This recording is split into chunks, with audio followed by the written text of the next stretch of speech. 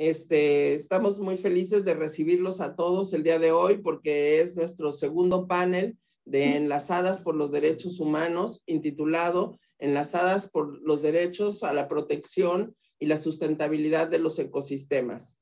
Me acompaña Lía Castillo, que es presidenta de EUPerú, en representación de la Feria Internacional del Libro de Lima, y a quien agradecemos también porque ella es parte del equipo de la editorial de la Universidad Peruana de Ciencias Aplicadas, quien nos recibe el día de hoy en este recinto. Muchísimas gracias, Lía, por acogernos el día de hoy en nuestro segundo panel de Enlazadas por los Derechos Humanos. Muchas gracias a ustedes, al contrario. Bueno, a mí solamente me queda agradecer en nombre de EUPerú y de sus miembros y darles la bienvenida a esta 26ª Feria Internacional del Libro de Lima. En esta ocasión de manera virtual, esperamos que la próxima sea de manera presencial, y agradecemos mucho a EULAC por habernos elegido para compartir este espacio de conversaciones, ya que forma parte de las principales ferias del libro, para dar a conocer las publicaciones académicas y universitarias y nuestro interés como editores universitarios de divulgar el conocimiento que generamos. Gracias, Airi, por estar con nosotros. No, muchas gracias a todos nuestros panelistas del día de hoy y también a toda la gente que nos escucha a nombre de la Asociación de Editoriales Universitarias de América Latina y el Caribe. Ahora le cedo la palabra a Juan Felipe Córdoba Restrepo, quien nos acompaña también el día de hoy para leer la semblanza de nuestro moderador. Muy buenos días para todos los que están conectados en este momento. De verdad que es un gusto poder estar esta mañana, esta tarde con todos ustedes en este nuevo Enlazadas, en este caso en el marco de la FIL Lima, y de verdad que es un gusto poder darle continuidad a este proyecto que creemos que aporta a una discusión sobre temas que nos competen a todos. Para la mesa de hoy nos acompaña Miguel Saravia. A Miguel lo conocemos hace ya muchos años. Miguel en este momento está vinculado con la Wise Academy for Nature. Él es bibliotecólogo por la Pontificia Universidad Católica del Perú, con posgrado en gestión en organizaciones sin fines de lucro por la Open University del Reino Unido, y es máster en política y gestión universitaria por la Universidad de Barcelona. Ha sido profesor de gestión y conocimiento de la Universidad Peruana de Ciencias Aplicadas, así como director de la editorial de la misma institución. Actualmente es director para América del Sur de la Wise Academy for Nature. Cuenta con más de 30 años de trayectoria en el campo de la gestión de conocimiento e información y la aplicación de las tecnologías de la información y la comunicación para el desarrollo sostenible. Miguel, buenos días y gracias por estar con todos nosotros. Sí, muchísimas gracias, Miguel.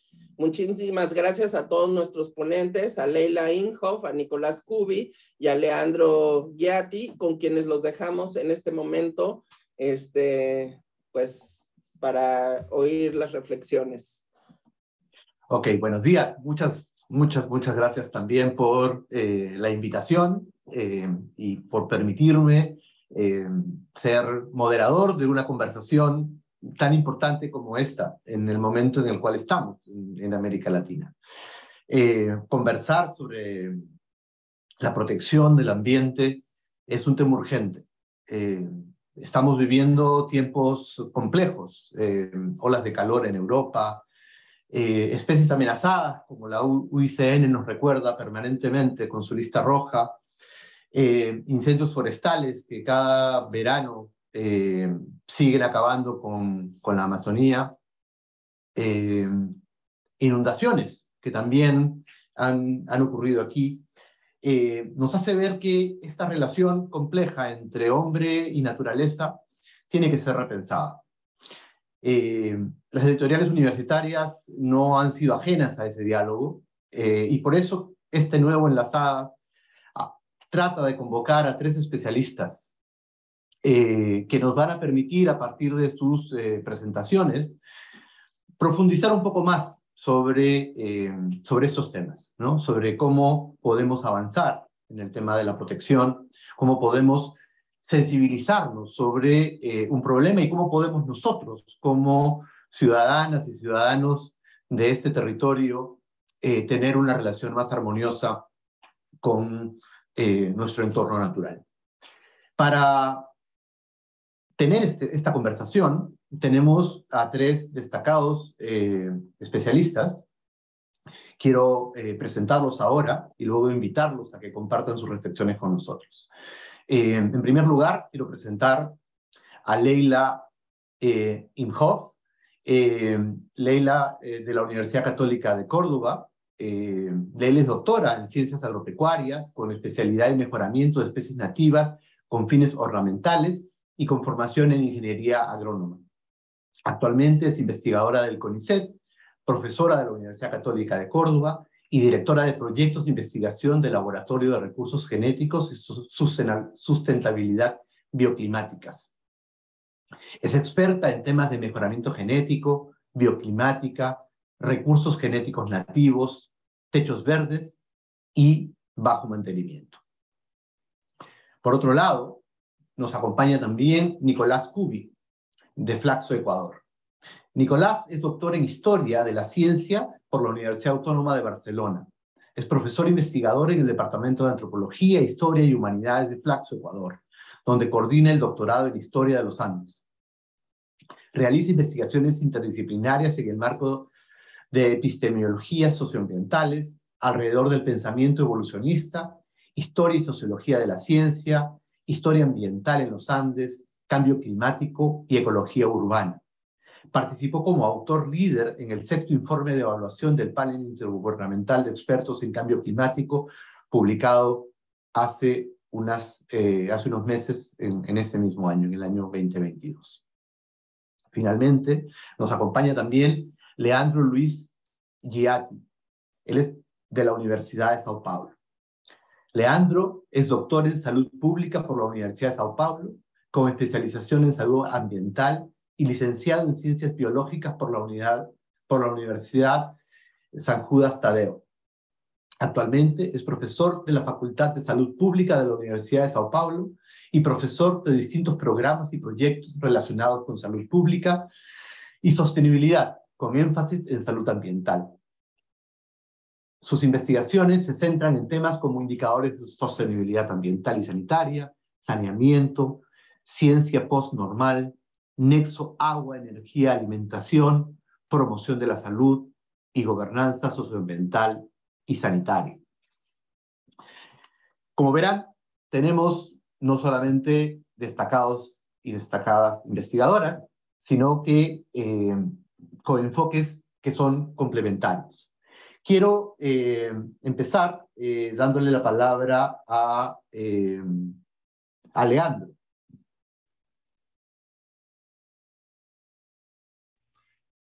Hola, buenos días. Es un placer estar con ustedes. Muchas gracias por la invitación, que agradezco a la doctora Sairi Karp y la EULAC. Es muy bueno participar online de la Feira Internacional del Libro de Lima. Peço permiso para hablar en portugués, porque é minha língua original e vou ter mais desenvoltura para a apresentação. Vou tentar falar compassado, mas espero que isso também ajude que tenhamos mais interlocuções na América Latina de toda maneira. Claro que sim, Muito bem. Adelante. Obrigado, Miguel. Obrigado aí pela apresentação também. Muito bem. Reservei alguns tópicos para tentar provocar e aquecer um pouco o debate importante em torno da questão do direito e da proteção à sustentabilidade dos ecossistemas, não é? E desde a minha conexão com as questões ambientais, de sustentabilidade e de saúde pública, vou tratar um pouco de temas que relacionam, na atualidade, questões inerentes a complexidades emergentes e, por outro lado, omissões crescentes. O gancho, né, a motivação inicial para discutir é a partir de um momento que nós vivemos, ainda vivemos, a maior crise sanitária dos últimos 100 anos, a pandemia por Covid-19, né? Uma doença que, notadamente, tem a sua origem em conexões a partir da antropização de ecossistemas naturais e da ação humana, por exemplo, e com grande chance de acerto, a ação humana no comércio e no consumo de carne de animais silvestres, carne de caça. Isso tem ficado cada vez mais evidente. Mas, claro, eu vou trazer também um pouco essa discussão para o contexto brasileiro que nós enfrentamos hoje, um país de grande extensão territorial, grande importância em termos dos seus biomas, de ecossistemas e biomas tropicais, não é? Mas um país que tem sofrido nos últimos anos, sobretudo no momento atual e desde 2019, com um governo que é bastante negacionista de ciência e de questões ecológicas, não é? Então, temos tido no Brasil um contexto de dinâmicas de desenvolvimento econômico, né, sobre um pensamento também característico aí de uma perspectiva colonial e até mesmo ditatorial, para fazer referência ao nosso passado recente. Então, temos tido aí um embate com relação a todo um arcabouço, uma trajetória e até mesmo políticas públicas nacionais que se direcionam à conservação dos ecossistemas. Um marco importante no governo federal ainda vigente, né, desde 2019, foi um processo muito contundente de redução dos espaços de diálogo com a sociedade para questões ambientais, de conservação, e também para outras questões, como segurança alimentar, questões de direitos humanos, etc. Mas foi marcante no início do atual governo federal brasileiro, né, um processo de mudanças na representatividade, na participação de atores sociais no Conselho Nacional de Meio Ambiente. Então, isso reduziu as chances de pluralidade de atores sociais e também de maior poder decisivo a partir de participação social para questões de interesse nacional no âmbito da agenda ambiental. Nisso, nós temos visto, lamentavelmente, né, claro que não é um problema recente, mas nós temos tido aumento do desmatamento e de focos de incêndios florestais nos nossos biomas. De modo marcante, né, vemos o crescimento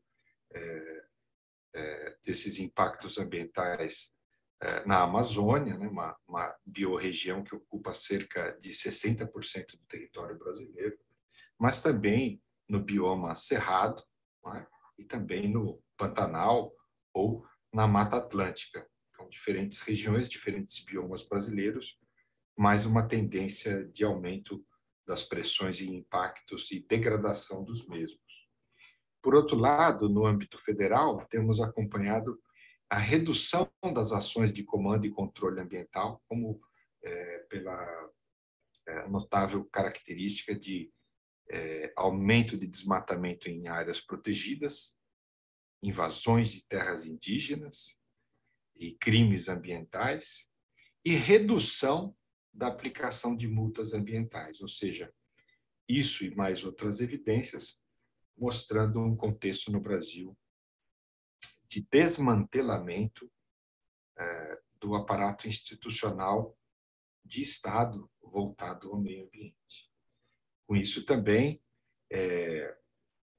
a piora, a redução da possibilidade de diálogo, interlocução e colaboração com as instituições que produzem ciência dedicada, por exemplo, a compreensão da importância dos serviços ecossistêmicos, ou também redução de diálogo com os ambientalistas, sobretudo no âmbito do governo federal.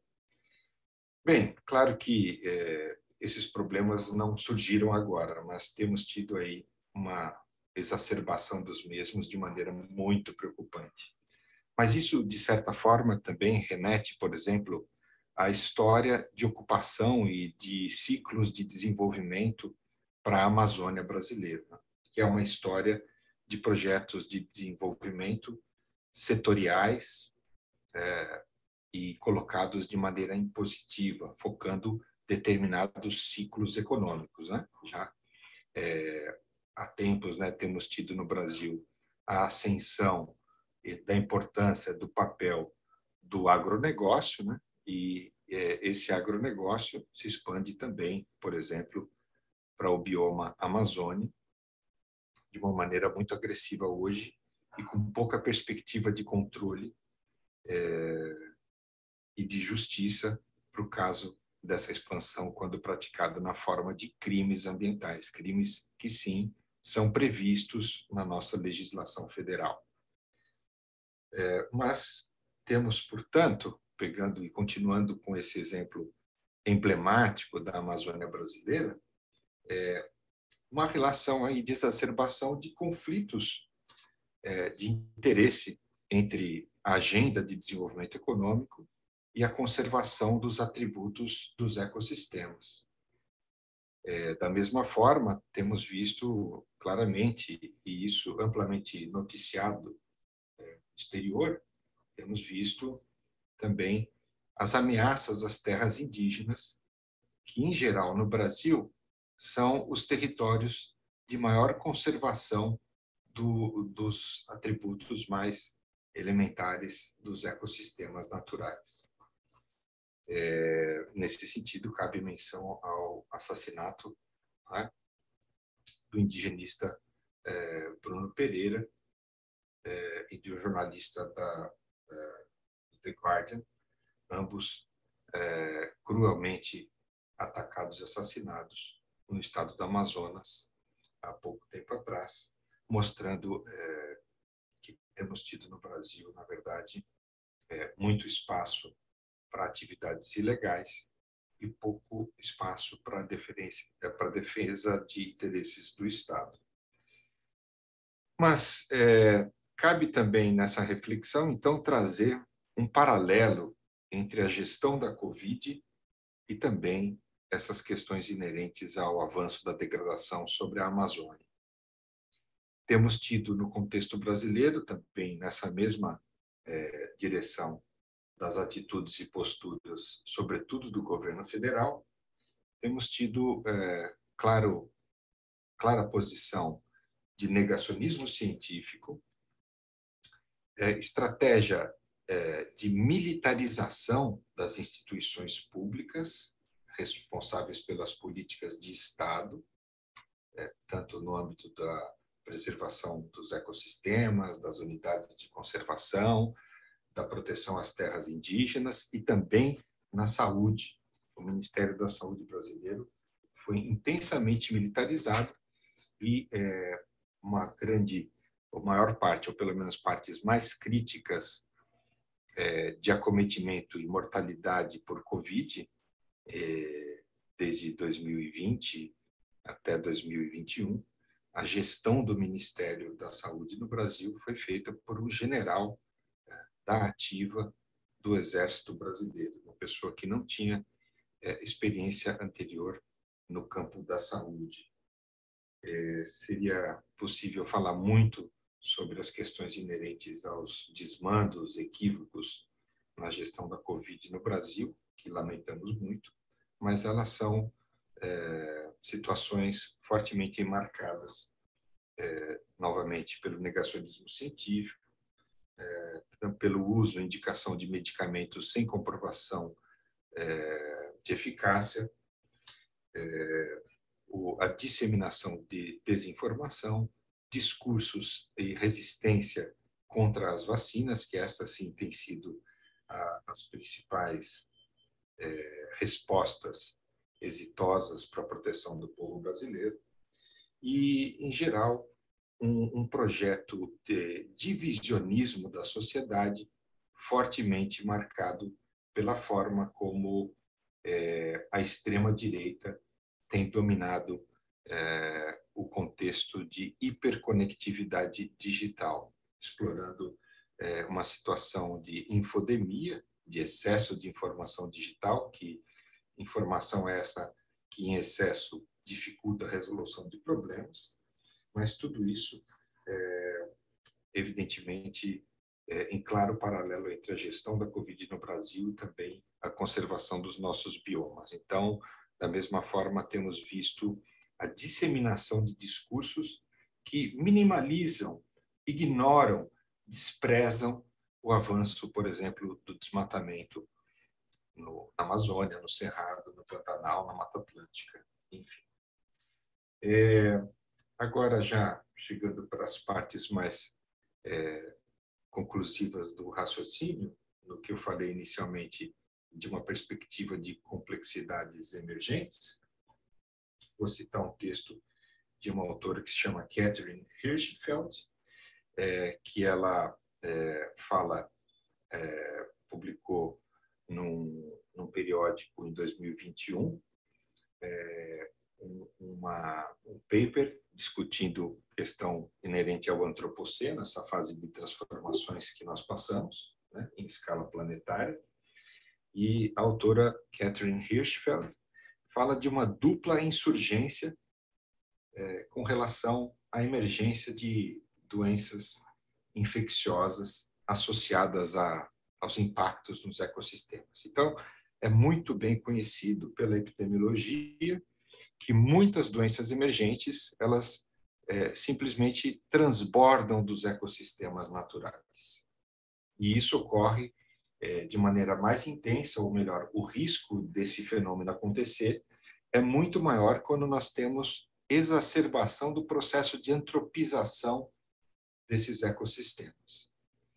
Então, isso já é bem conhecido e estabelecido. Mas o que a autora coloca como uma dupla insurgência é como se, de um lado, esses micróbios eles respondessem ao impacto nos ecossistemas, ao desequilíbrio ecológico, e transbordam assim, atingindo os humanos. E, de outro lado, esses micróbios, ou vírus, enfim, se favorecem de uma série de atributos relacionados às instabilidades socioeconômicas e socioambientais, ausência de Estado, ausência ou insuficiência de conhecimento científico e de controle, de vigilância epidemiológica sobre essas novas doenças, ausência de sistemas de saúde universais que cheguem às populações nessas áreas que muitas vezes são periféricas. Enfim, todo um contexto que soma-se, né, de um lado, a clássica alteração dos ecossistemas, né, e o risco de novas doenças, e, de outro lado, um contexto de precarizações, ausência do Estado, instabilidades, guerra civil, migrações, que favorecem em muito a propagação e o sucesso dessas novas doenças. Nesse contexto, no Brasil, o que nós podemos verificar é que há, portanto, uma política pública de omissão, porque há conhecimento sobre essas dinâmicas e esses perigos.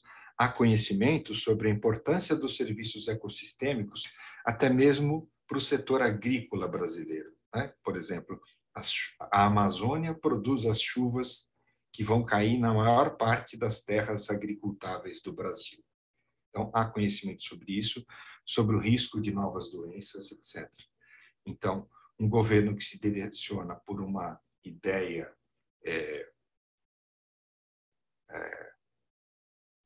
fora do seu tempo, né? Uma ideia colonial, ditatorial, ou uma monocultura de ideias, em que apenas a política de exportação de produtos agro é o que importa, esse governo, na verdade, segue na opção de uma política pública de omissão às questões de complexidade e de emergência. Para finalizar, e chegando acho que no tempo da minha fala, eu vou apenas mostrar, Miguel, um único slide, que é só para dar uma referência dessa minha fala. Então, aqui rapidamente.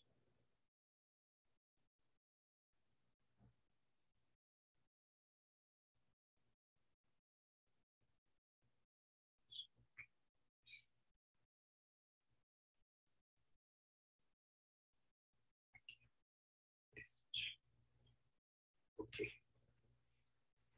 Então, esse é um slide apenas mostrando um pouco dessa ideia de uma dupla insurgência. Leandro, ¿Sí? ¿lo puedes poner en modo de presentación? Ah, sim, claro. Ok, melhor. Graças. Então, nós temos aqui um modelo para a gente refletir sobre pressões, que estão nessas setas, né, roxas, e alternativas nas setas verdes, né, quanto a um contexto dessa dupla insurgência para doenças emergentes. O contexto da dupla insurgência, portanto, é a exacerbação a partir do risco constituído, né, em instabilidades socioecológicas, né, posturas de omissão, mediante a complexidade da emergência das doenças infecciosas. E tem, então, como fatores que aumentam esse risco, o desmatamento, a perda da biodiversidade, mudanças profundas nos ecossistemas e também os processos de antropização dos ambientes. Ainda também como pressões, a monocultura, né, de atividades econômicas reducionistas e predatórias, o negacionismo científico e as instabilidades sociais associadas às múltiplas formas de vulnerabilidade. Como alternativas e fatores de proteção para reduzir esse quadro de risco exacerbado, então precisamos de produção de conhecimento e disseminação, e é disso que nós estamos falando aqui, né? Pensando nas perspectivas editoriais, né? E do conhecimento como resistência. Então, temos que desenvolver, né, pesquisa permanente, né, e vigilância, uma agenda constante de vigilância. Precisamos também contribuir com conhecimento para a construção de estruturas de governança mais plurais para com esses problemas complexos, né? E temos que entender a necessidade de novas formas de conhecimento híbrido que são necessários, que podem ser realizados na forma de abordagens ecossociais. Ainda como fatores de proteção, temos que realizar simplesmente, né, e trabalhar, lógico, na busca do desenvolvimento sustentável, aí, claro, como referência à agenda dos Objetivos de Desenvolvimento Sustentável da ONU. Temos que buscar também, claramente, a conservação dos ecossistemas e de seus serviços e promover pesquisa interdisciplinar. Bem, é isso que eu tenho. Espero que consigamos aí prosseguir no debate. Ficaria à disposição novamente. Muchas gracias. Muy bien, muchas gracias, Leandro, también por la interesante exposición que nos has hecho y efectivamente luego vamos a tener oportunidad de continuar con la conversación. Le doy paso ahora a Lelia. Adelante, Lelia. ¿Cómo les va? Buen día. La verdad que es un gusto participar de la Feria del Libro de Lima. Agradezco la invitación a los organizadores de la feria, a EULAC y todas las editoriales. Agradezco mucho a nuestra editorial de la Universidad Católica, que forma parte de la red, y a su directora, Carles Leck, que nos ha permitido hacer el nexo y el contacto con ustedes. Así que a todos muchísimas gracias, a los oyentes. Es una instancia muy importante y quería, así como Leandro y seguramente Nicolás, tomar algunos conceptos clave que nos ayudan a pensar un poco el momento y dónde estamos parados. Quería tocar algunos conceptos como para igualar y situarnos y hablar todos en el mismo lenguaje. Cuando decimos o cuando hablamos de un ecosistema, estamos hablando de los seres vivos y el lugar o el lugar físico o el ambiente físico que los contiene y de sus relaciones entre ambos. Los seres vivos y el lugar donde habitan forman una unidad funcional. Cuando hablamos de ambiente, también estamos hablando de los seres vivos y el lugar donde habitan, y acá lo importante es empezar a hablar de la integridad de esa unidad. Y cuando hablamos de la integridad de la unidad entre los seres vivos y el ambiente donde funcionan, hablamos de los recursos ambientales y hablamos de que nos prestan recursos físicos, funciones o servicios, y un soporte para la vida. Cuando hablamos de conservación, estamos hablando de mantener vivo y sin daño a un organismo.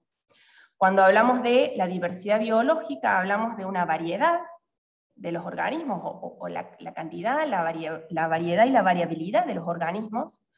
Cuando hablamos de recursos biológicos, estamos hablando de los recursos genéticos, organismos o subpartes que nos son de utilidad a nosotros, a las personas.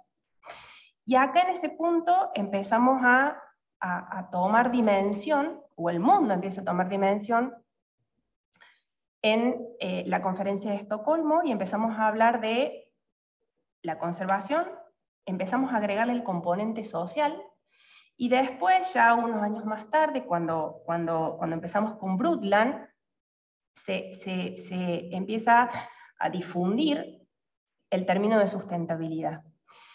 Cuando hablamos de sustentabilidad decimos que lo que nosotros hacemos ahora, o sea, cómo nosotros estamos utilizando los recursos para proveer nuestras necesidades, o sea, las generaciones actuales, no deberíamos hipotecar las necesidades de las generaciones futuras para satisfacer sus necesidades. Entonces ese término de sustentabilidad implica un antes y un después.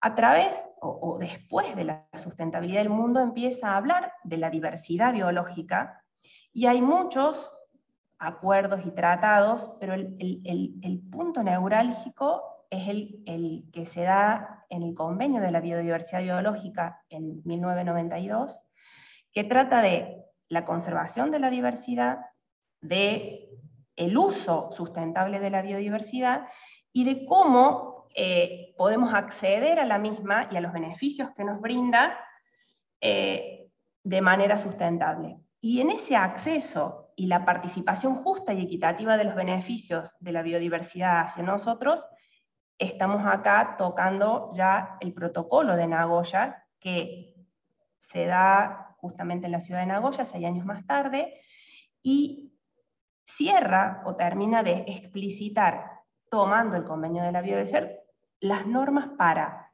el acceso a los recursos, quién tiene la soberanía de los mismos, cómo se hace la vigilancia posterior a la intervención, y cómo se hace la participación o repartir justamente lo que nosotros tomamos o los beneficios que tenemos de esos recursos. Cuando se acuerda el protocolo de Nagoya, surgen 20 metas, que se llaman las metas de Aichi, que se toma para una década, desde 2011 hasta 2020, y son 20 puntos importantes que acuerdan los países para que la biodiversidad no esté amenazada. De estos 20 puntos, acá les hice un resumen de las metas y del cumplimiento. De los 20 puntos tocados, solo 4, o sea, no se han alcanzado al 2020, solo 4 tienen un cumplimiento parcial, que son justamente avances en el protocolo de Nagoya, que son la gestión de las especies invasoras, porque convengamos que cuando tenemos una especie invasora en un lugar, hay mucha pérdida de las nativas o las propias de ese lugar. Un uso sustentable o empezar a restaurar sustentablemente un ecosistema, una restauración ecológica, en eso también se ha avanzado, y en el conocimiento científico y tecnológico propio de la diversidad. Pero el resto de las metas no ha sufrido cambios, y eso ha llevado a la pérdida de diversidad y la pérdida y la extensión de las especies de manera abrupta. Esto se los dejo si lo quieren leer y está disponible a través de los organizadores. Otro punto importante, entendemos a que el proceso de urbanización no lo podemos parar, no lo podemos revertir. Sabemos que hasta ahora más o menos entre un 60 y un 80% del consumo de la energía sucede o ocurre en las urbes, y sabemos que las urbes son los espacios que emiten aproximadamente un 70% de los gases de efecto invernadero. Este proceso de urbanización ha hecho que el ecosistema del que estábamos hablando y esa interacción entre el lugar físico, el lugar donde habitamos y los seres vivos que estamos habitando en ese espacio, se separe. Ha habido una gran desconexión de la naturaleza, y a partir de ahí empezaron a trabajar ciencias y disciplinas para establecer esa reconexión. Una de ellas es la ecología urbana, que empezó hablando de los servicios prestados a los ecosistemas, tanto en estructura como en funcionalidad. ¿Servicios hacia quién? Hacia nosotros, para nuestro bienestar, hacia los seres humanos. Entonces, así como hablamos de la sustentabilidad, el término de servicios ecosistémicos empezó a hacer ese ensamble de nuevo entre el hombre y la naturaleza dentro de los espacios urbanos.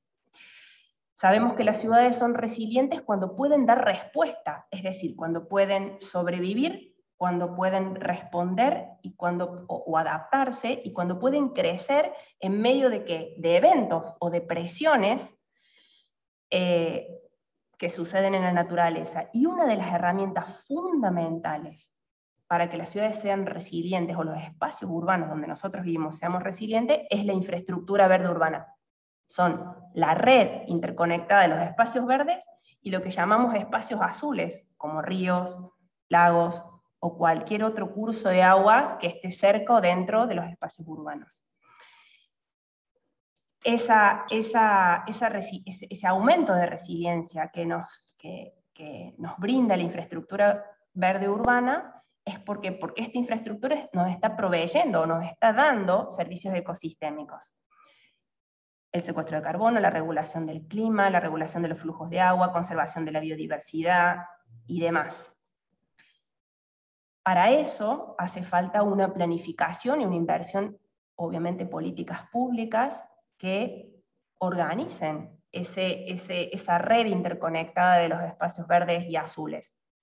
Obviamente va a resultar o redundar en beneficios sociales ambientales importantes, físicos y fisiológicos y sociales para las ciudades. Como también habló Leandro, en la salud y la calidad de vida nuestra, en el aumento de la conectividad de corredores biológicos, en la educación socioambiental, en la valoración de esa biodiversidad, en la mejora en calidad de agua, calidad de aire, etc. Y acá para cerrar, terminamos las metas de Aichen 2020 con un cumplimiento casi nulo, o poquito diríamos, y algunas metas en cumplimiento parcial. ¿Qué se hizo? Bueno, de nuevo, un escenario de 10 años más, 2020 a 2030, y una proyección hacia 2050. ¿Cuáles son las acciones? Muchas de las cuales nombró Leandro, que favorecen a disminuir esta pérdida de la biodiversidad, y obviamente va a redundar en conservar y en preservar nuestros ecosistemas, los que están fuera del espacio urbano y los que están dentro del espacio urbano. ¿A qué se apunta? A la conservación y la restauración ecológica de los espacios urbanos, los espacios no urbanos, al espacio en general, a la forma en que producimos. Pensemos que nuestra dieta está basada en 5 o 6 especies: arroz, girasol, trigo, maíz, soja, poco más.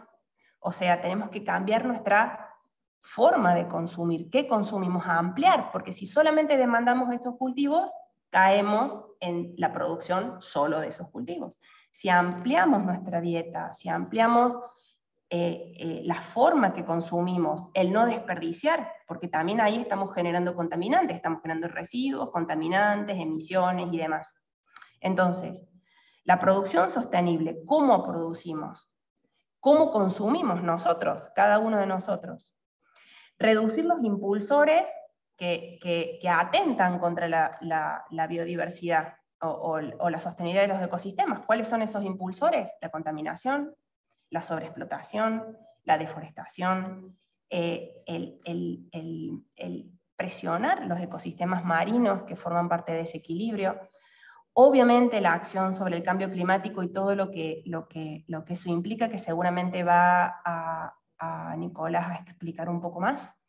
El mantener la temperatura debajo de los 2 grados centígrados es crucial para todos y para esta regulación y mantenimiento de los ecosistemas, para que los ecosistemas sean sostenibles en el tiempo.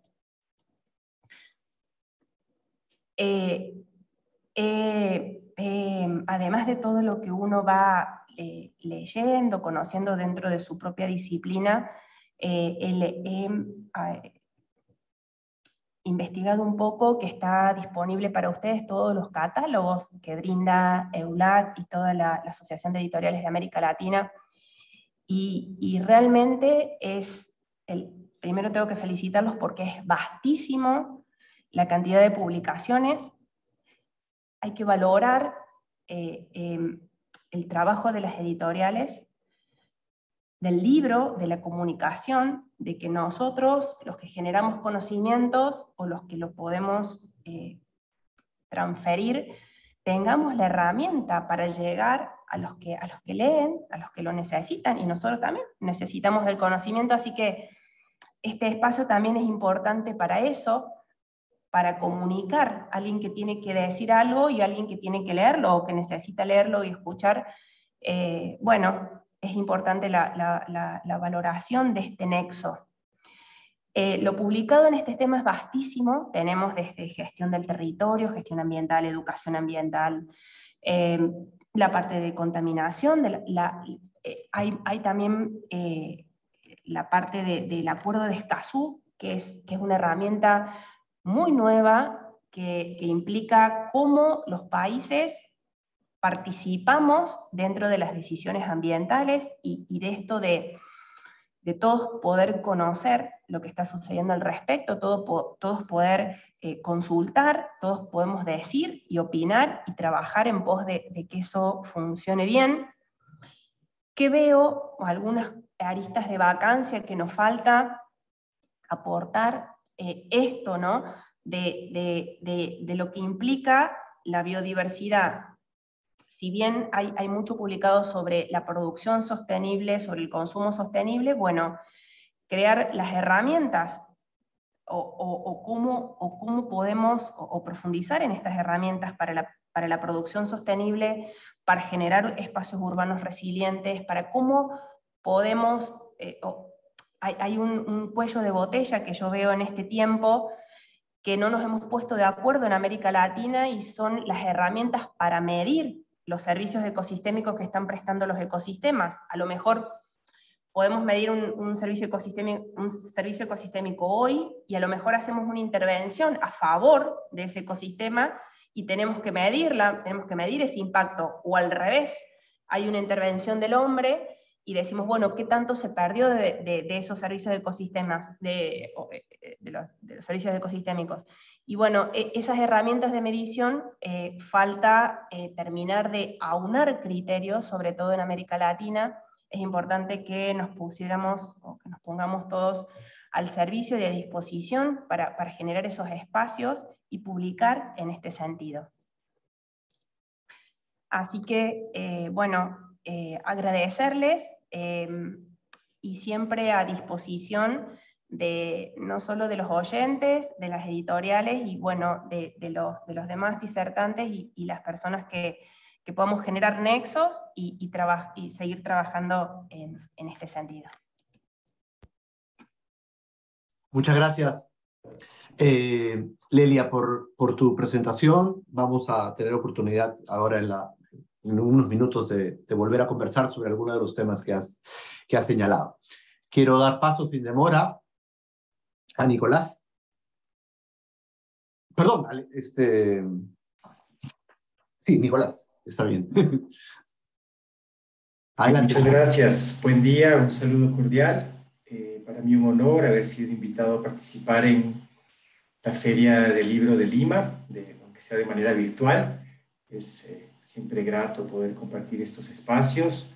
Gracias a Manuel Sarabia por la moderación, a la Asociación EULAC por la invitación y, bueno, un saludo especial a mis copanelistas, la profesora Lelia y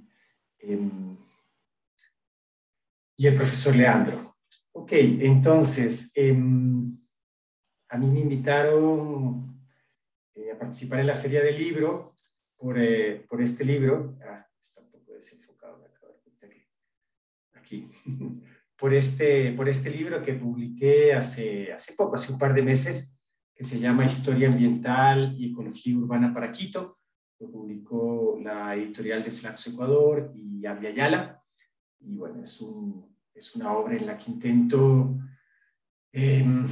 dar cuenta de la historia, de la relación entre actores humanos y no humanos en la ciudad, sobre todo desde el siglo XVI hasta nuestros días. Y bueno, cuáles son esos procesos, esas pulsiones de vida que hacen que tengamos una ciudad más vivible, más habitable, más inclusiva, y cuáles son las de muerte, que en cambio nos traen espacios más contaminados, de mayor segregación, no solo de humanos, sino también de actores no humanos. Y bueno, en ese sentido, me invitaron a participar en este panel que se llama Enlazadas por los Derechos Humanos, pero bueno, yo me voy a enlazar por los derechos de la naturaleza en esta ocasión. Es decir, voy a tratar de hablar por esos otros actores que no siempre tienen una voz en estos foros. La idea que voy a tratar de comunicarles en estos, ya me quedan solo 10 minutos, pero es la del derecho de la naturaleza a la ciudad y el derecho de los ciudadanos a disfrutar de esa naturaleza. Y para hablar de estos derechos de la naturaleza, tenemos que salir de algunas visiones antropocéntricas que tenemos el derecho. Digamos, quienes tienen derecho es algo que se ha discutido desde hace mucho tiempo. Quizás uno de los cambios más fundamentales que ha existido en la historia es cuando los seres humanos decidimos que el esclavismo no era una práctica adecuada, ¿no? Entonces creíamos que hay unas personas que tenían derechos sobre otras y derecho sobre sus cuerpos, sobre sus pensamientos, sus acciones. En algún momento abolimos y expandimos esa comunidad, ¿no? Y dejamos de segregarnos por el color de nuestra piel o por el lugar de origen o no sé, por historias personales. Desde hace bastantes décadas también se está hablando, bueno, que podríamos expandir un poco más esa comunidad, ¿no? Que podríamos considerar que hay otros actores, en este caso los no humanos, que también podrían tener derechos. Y eso se ha traducido de modo reciente, de modo contemporáneo, en la idea de los derechos de la naturaleza, que es algo que se consagró por primera vez en la Constitución del Ecuador en 2008. Luego pasó también, aunque no con los mismos términos, a la Constitución boliviana, y ahora está, bueno, en la propuesta de Constitución de Chile, también se está intentando integrar esta idea. ¿De dónde viene esta idea? Bueno, como les digo, es algo que tiene raíces históricas. Si se quiere, el pensamiento biocéntrico ha estado por ahí con diferentes desdoblamientos. Es muy conocido, por ejemplo, en los textos de Aldo Leopold, pero por supuesto también el pensamiento de los pueblos indígenas, varios sincretismos que ha habido en América en relación con eso. Y bueno, también tiene que ver con este auge de las posthumanidades enmarcadas en el giro ontológico de las ciencias sociales, ¿no? Esta idea de poblar o repoblar a las ciencias sociales, a las humanidades, con estos actores no humanos, ¿no? Es decir, salir de unas ciencias sociales, de unas humanidades antropocéntricas, autorreferentes, exclusivamente centradas en lo humano, y pensar en cómo podemos incluir a esos otros no humanos. Y bueno, ya tratando de llevar esto al ámbito urbano, ¿no? A la idea esta del derecho de la naturaleza a la ciudad. Entendemos que la ciudad ha sido vista históricamente como una amenaza para la naturaleza, para esos otros actores, ¿no? Lo explicó la profesora Lelia. Son voraces consumidores, son casi unos parásitos en el mundo, ¿no? Devoradores de energía, que colocan toda la entropía en sitios lejanos de la ciudad. La ciudad parece que estuviera muy bien, que no causara mayor impacto, porque esos impactos se relocalizan lejanos a donde vivimos los urbanitas. Entonces, inclusive las primeras ciudades industriales, europeas, estadounidenses, generaron estos primeros rechazos también, ¿no? del movimiento romántico, por ejemplo, porque alejaban a la gente de la naturaleza, de la vida artesana. Entonces, la ciudad es vista como una amenaza, y de hecho lo es. Y no solo es por consumir esos recursos a veces muy lejanos, sino también lo es porque va consumiendo las zonas de cultivo que están adscritas, cercanas a la mancha urbana, va consumiendo esas fuentes de agua, va transformando la atmósfera, entre otras cuestiones. Entonces, lo que quiero decir en pocas palabras es que siempre hemos visto como algo muy natural esta oposición entre ciudad y naturaleza, ¿no? Y es así como funcionan la mayoría de las ciudades en nuestros días. Entonces, una de las ideas que yo propongo en este libro que les mostraba es la idea que no es una idea exclusivamente mía, se ha hablado desde otras perspectivas también, la idea de derecho de la naturaleza a la ciudad, ¿no es cierto? Estamos en un momento en el que se discute mucho la idea del derecho a las ciudades, una idea que aparentemente proviene de un teórico francés, Henri Lefebvre. Tampoco quedó muy claro cuando él la formuló, a qué se refería. Ha sido resignificada en nuestros días, sobre todo por teóricos de líneas más marxistas, si se quiere. Y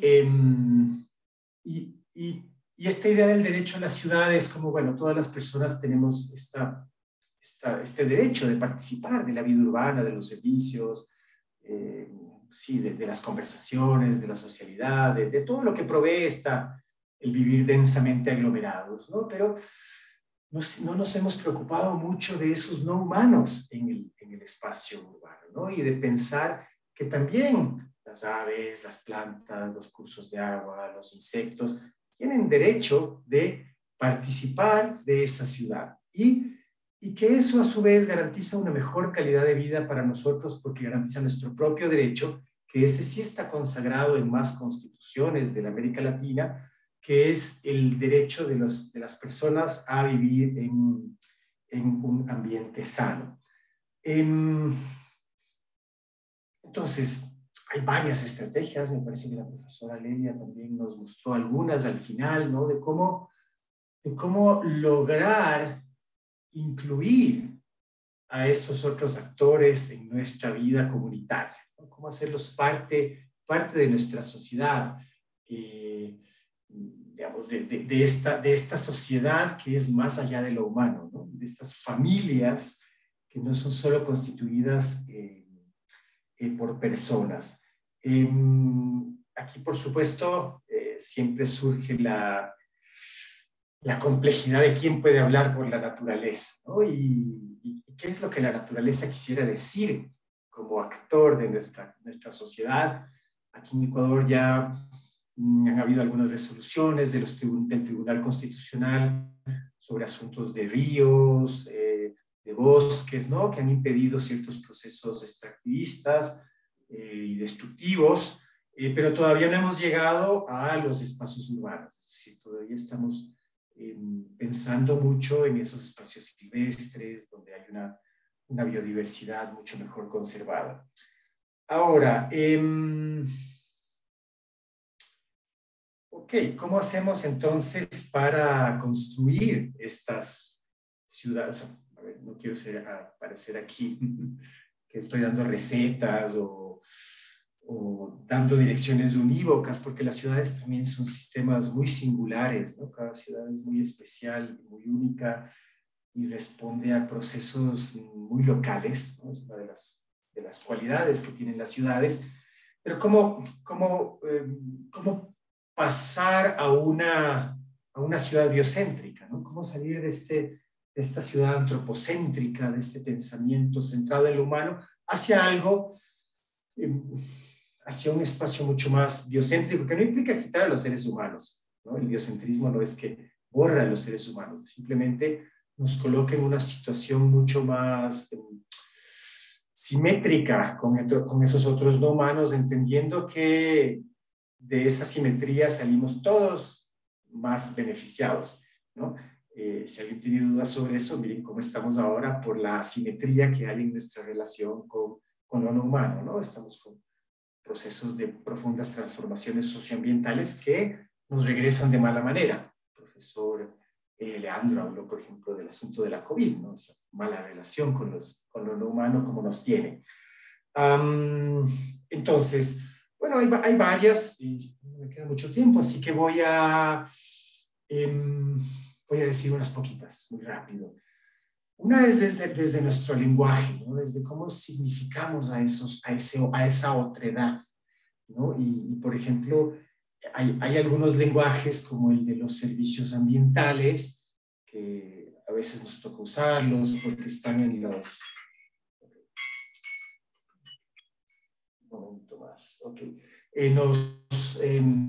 Bueno, porque están en los documentos de las agencias multilaterales, de la cooperación, pero si lo pensamos un poco más, cuando hablamos de la naturaleza que nos da servicios ambientales, estamos pensando en la naturaleza casi como nuestra criada, ¿no? Como nuestra sirvienta.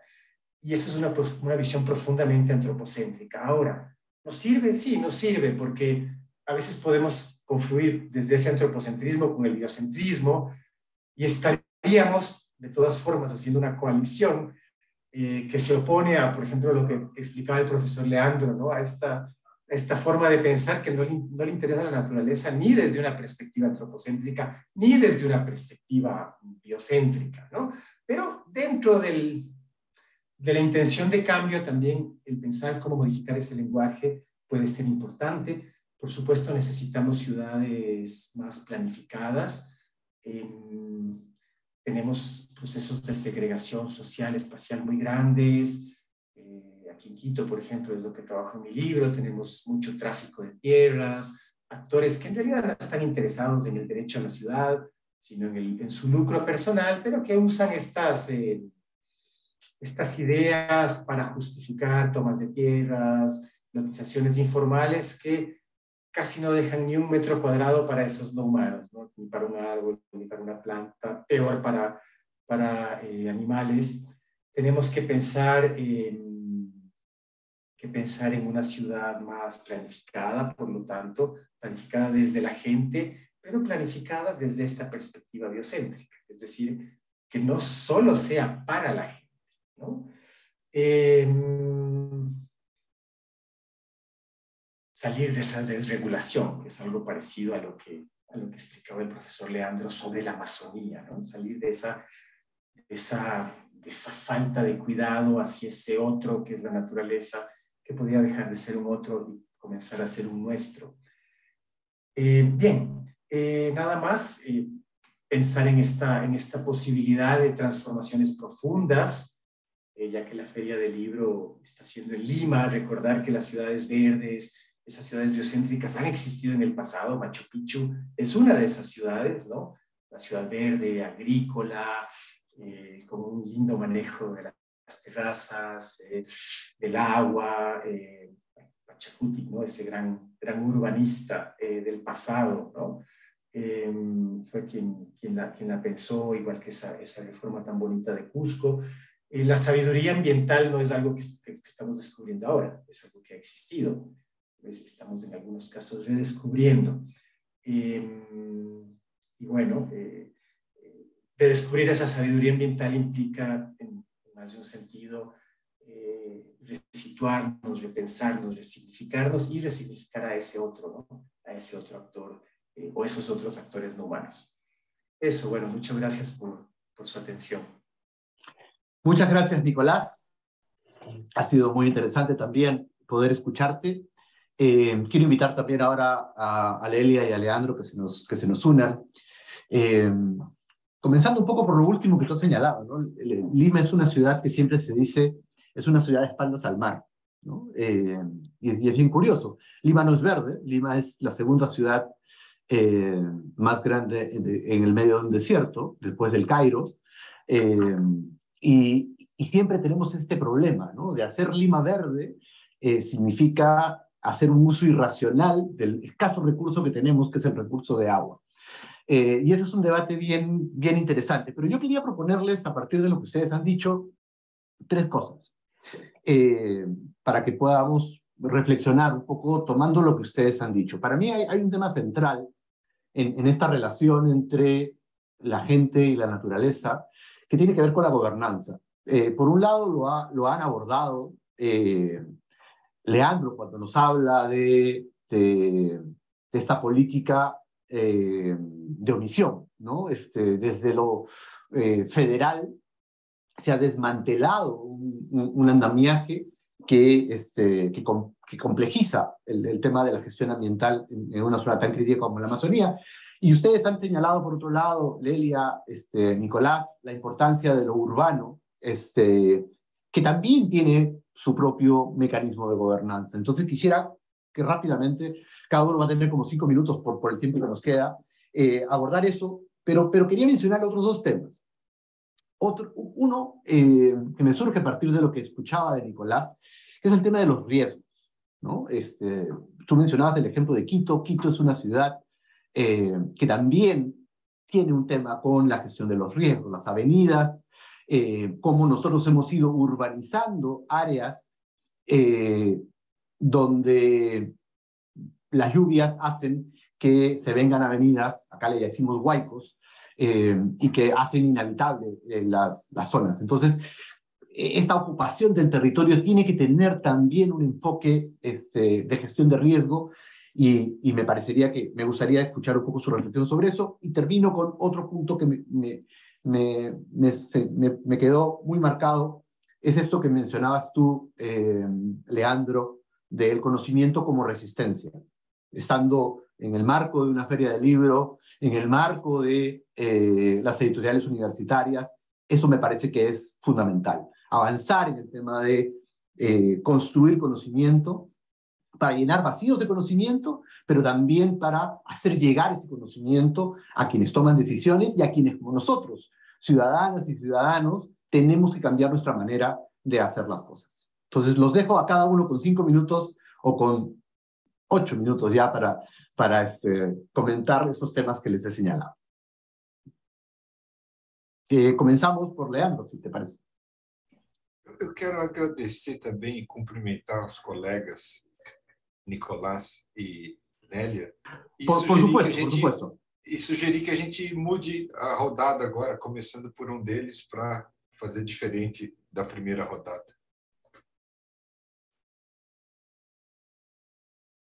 No hay ningún problema, tú puedes complementar también. Es la idea también, ¿no?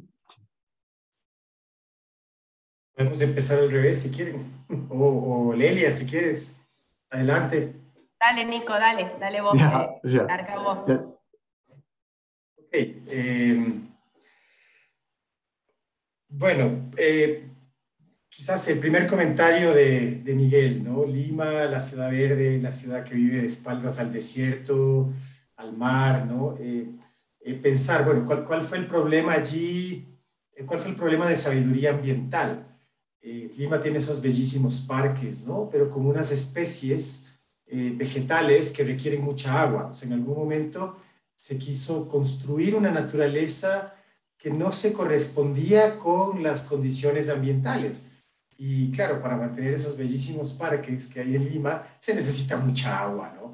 ¿Qué es lo que tenemos que pensar? Bueno, que las ciudades más secas deberían sembrar especies de xerofíticas, especies de bosque seco, que no son menos hermosas que las especies de bosque húmedo, pero tenemos ahí una subjetividad construida, ¿no? De cuál es esa naturaleza adecuada, entre comillas, cuál es esa naturaleza bella para convivir con nosotros, ¿no? Y claro, ahora es muy difícil transformar de un día para el otro, pero habría que pensar, ¿no? En Quito pasa algo similar. La parte sur es muy húmeda, tiene enormes precipitaciones y requiere especies que beban mucha agua, que incluso absorban agua. Pero la parte norte es una parte extremadamente árida y los jardines en la misma ciudad deben ser diferentes, ¿no? Para que el mantenimiento tenga esa sabiduría ambiental. La segunda cuestión, el de la gestión de riesgos, sin duda, la gestión de riesgos es una herramienta que se ha vuelto fundamental para la planificación urbana.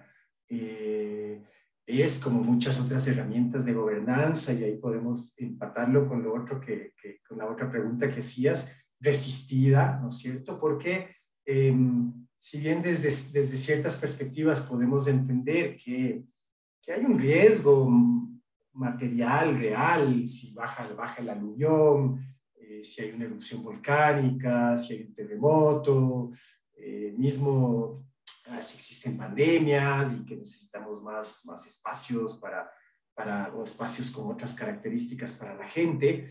Evidentemente el pensar así se opone a otras formas de pensamiento convencional, que no están para nada interesadas en respetar los huaicos o las quebradas, que le llamamos aquí, que no están pensando, no sé, en la soberanía o incluso en la seguridad alimentaria de la gente, sino simplemente en la transformación del territorio en capital financiero, ¿no? Y en la generación de plusvalía. Entonces, si bien el riesgo es finalmente una construcción, ¿no? Es una idea que tenemos sobre lo que puede suceder, anclada en mucha evidencia material.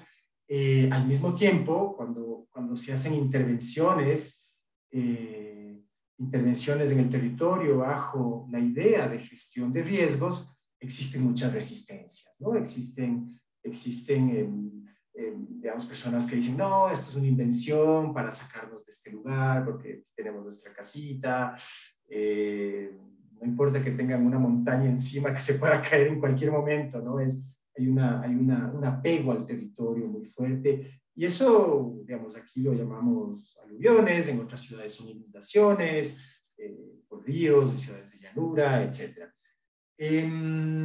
Entonces, yo quería juntar lo del riesgo con la cuestión de la gobernanza y cómo nosotros podemos construir procesos de gobernanza con mucha más sabiduría ambiental. Bueno, necesitamos sin duda conversar más, ¿no? Necesitamos transmitir mejor estas ideas, necesitamos lograr posicionar estos conocimientos. A veces es difícil porque la gente tiene otras preocupaciones más mundanas, ¿no es cierto?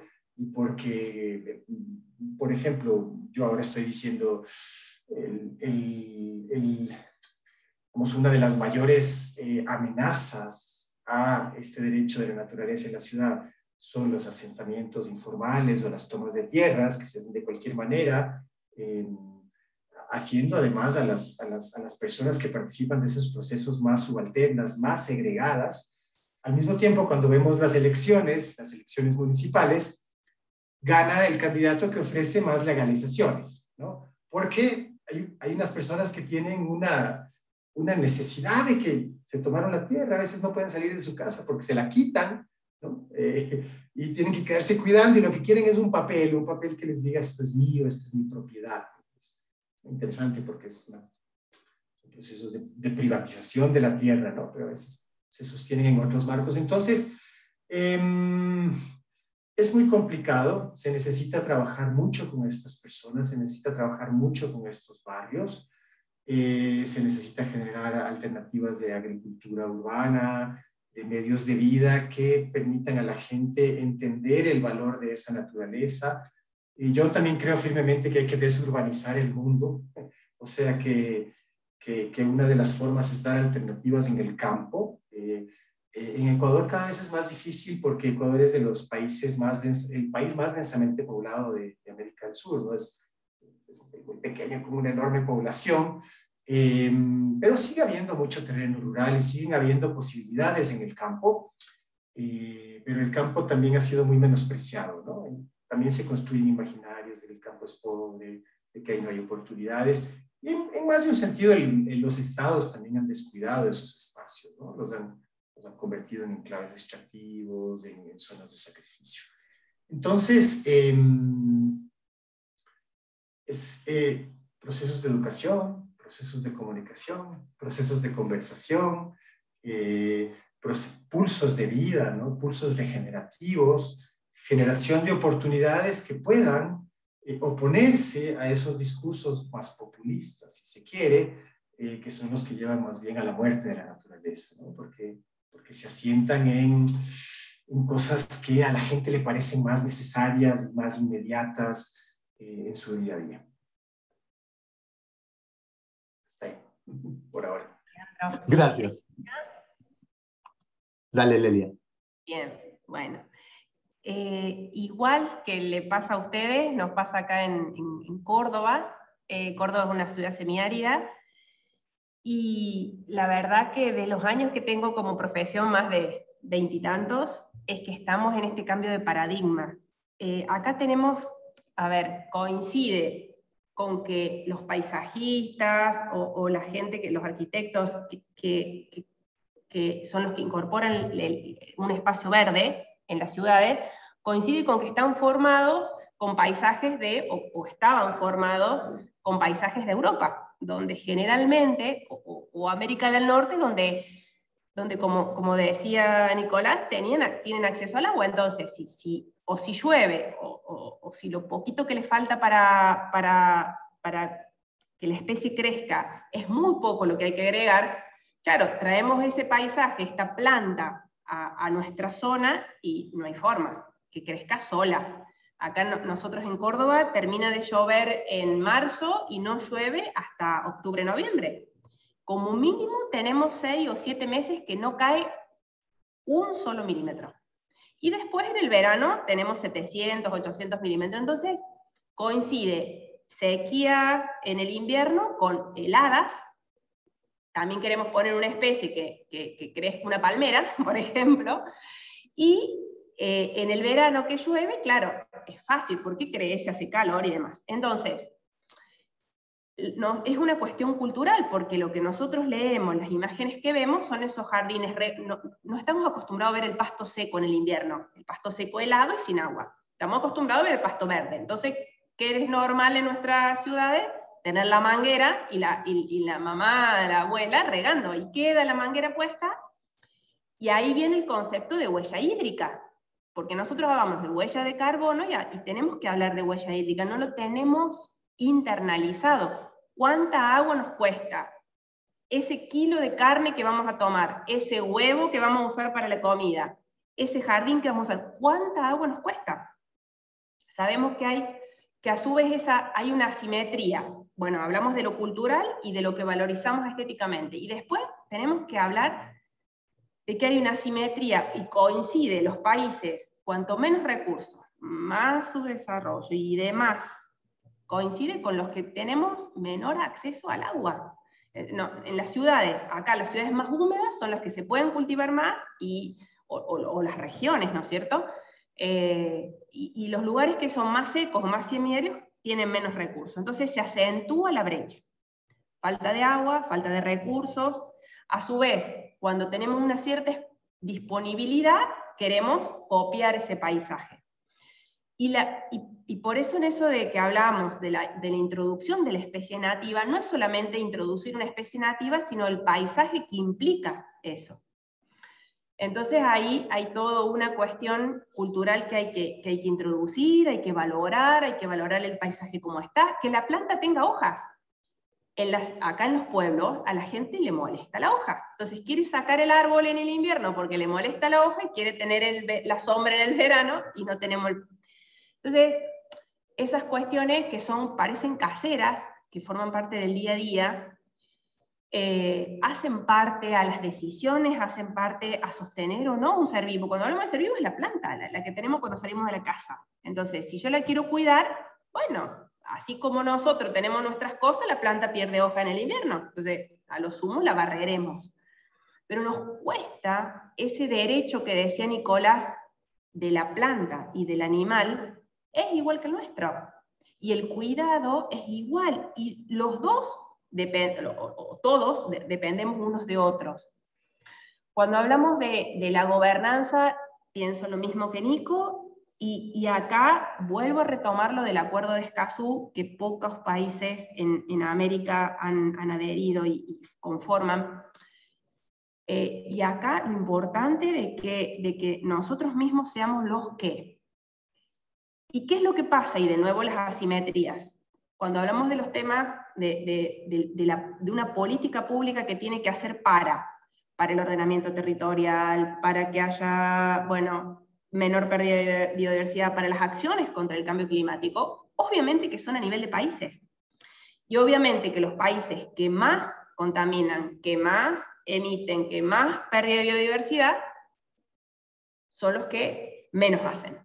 Que más recursos tienen, más impactan en el ambiente, menos hacen. Entonces, ¿qué pasa? Nosotros decimos, bueno, pero si yo solamente soy el 2, el 3, el 10%, entonces, si todos reaccionamos de la misma manera, o si decimos, no, pero si yo no puedo llegar, por más que yo cuide la planta, después el otro, o sea, es como que hay una dualidad. Y en la pirámide siempre decimos, tenemos que desde las bases, o sea, si no hacemos en nuestra casa, si yo no separo residuos en mi casa, no puedo pedirle a Leandro o a Miguel que separen. Y si no separamos nosotros todos, tampoco puedo pedirle a la ciudad que haga una correcta gestión de residuos. Entonces, desde las bases por un lado, y acá la herramienta del Acuerdo de Escazú, y similares, los espacios, ser parte, involucrarnos, y por otro lado, obviamente, que la parte política y la parte pública sí o sí tiene que estar alineada a eso. Y lo del conocimiento, lo que decía Leandro, es fundamental. Nosotros tenemos también, y fuimos formados nosotros como profesores o como científicos, nos cuesta, o sea, a lo mejor en el aula no, pero nos cuesta escribir. Y si nosotros no escribimos, la editorial no publica, y si la editorial no publica, no hay quien lea. Entonces, de nuevo, yo creo que es un esfuerzo de todos, es un ida y vuelta, y es importante que también nos involucremos mucho más en esta comunicación de lo que pensamos, de lo que analizamos, de lo que descubrimos, de las herramientas que tenemos. Es importantísimo, porque si no, tampoco entendemos. Porque, a ver, si yo no sé el hecho del requerimiento hídrico, si no lo leo en alguna parte, y bueno, a lo mejor no estoy cuidando la planta. Entonces ahí creo que son todos los costados, diríamos, de esta realidad. Leandro, te dejo a ti. Muchas gracias. Miguel, desses 3 pontos, governança nas relações gente-natureza, riscos e conhecimento, eu vou seguir um pouco agregando os 2 primeiros como o Nicolás, para depois discutir o terceiro, mas também vou me inspirar um pouco, tanto em Lélia como em Nicolás, para discutir essas questões desde as cidades. Eu estou aqui em São Paulo, no Brasil, no estado de São Paulo, que é uma cidade de 12 milhões de habitantes, dentro de uma região metropolitana de 22 milhões, mas que hoje já extrapolou seu contexto de cidade e região em que, inclusive, participo de uma pesquisa que nós estudamos a macrometrópole do estado de São Paulo. Então, com 170 municípios, 34 milhões de habitantes, e uma macro-região que também se caracteriza pela interconexão de diversas regiões metropolitanas, pela escassez hídrica, por exemplo. Então, esse contexto urbano ele está conectado por um elemento chave no contexto da emergência climática. Então, as crises das quais nós estamos falando, de conservação dos ecossistemas, elas ameaçam essa região mais rica do Brasil, mais populosa. Os riscos da crise planetária invadem a nossa vida, nosso presente e nosso futuro nas cidades. Mas o povo paulistano, o povo de São Paulo, o povo dessa macrometrópole, pouco sabe, por exemplo, da Amazônia, pouco dialoga, pouco se interessa e pouco viaja, mesmo que a turismo, para essa região brasileira. É uma região muito ignorada pela parcela mais rica e urbana da cidade, a cidade paradigma da modernidade, não é? Em que as pessoas se desconectaram dos contextos de escassez rural, do meio e da cadeia de produção, a cidade que isolou o humano dentro de dinâmicas de provimento de insumos em escala industrial. Mas vejam só, diria que o processo de construção dessa governança tem que ser ampliada de maneira que a gente reconecte essas pessoas da cidade com um contexto amplo que as envolve e que provém os serviços de suporte à vida. O que eu estou dizendo é que a gente tem que romper com essa alienação e promover melhores conexões entre o povo daqui e da Amazônia, que está a 3.000 quilômetros de distância. Mas não como o Nicolás chamou a atenção, numa perspectiva utilitarista, quer dizer, a Amazônia existe para nos servir, né? E não também com uma perspectiva de hegemonia do conhecimento. Agora, tratando da questão do conhecimento nessa governança ampliada, o conhecimento que a gente deve construir para lidar com essas crises deve ser um conhecimento da pluralidade, em que uma relação entre o povo de São Paulo e a Amazônia se faça pela humildade de saber que lá, através das práticas e dos saberes dos povos da floresta, há soluções, e que provavelmente essas soluções não são passíveis de replicação industrial. O que eu digo assim é que os caminhos estão na diversidade de ações, de saberes, de possibilidades para a sustentabilidade. E, de outro lado, aqui na cidade também eu tenho estudado periferias urbanas que, no contexto da escassez, por exemplo, de água, de energia, de alimentos frescos e saudáveis, as populações periféricas urbanas também criam saberes e práticas que podem nos ensinar a lidar com as interdependências dessas formas de escassez, que estão também representadas na escassez do território, né? Então, quer dizer, a gente tem tido em São Paulo crise hídrica e crise de energia, e boa parte da nossa energia é gerada em hidrelétricas, depende também de chuvas. Ou seja, então a gente tem que ver também com humildade e criar meios para proliferar saberes híbridos, né?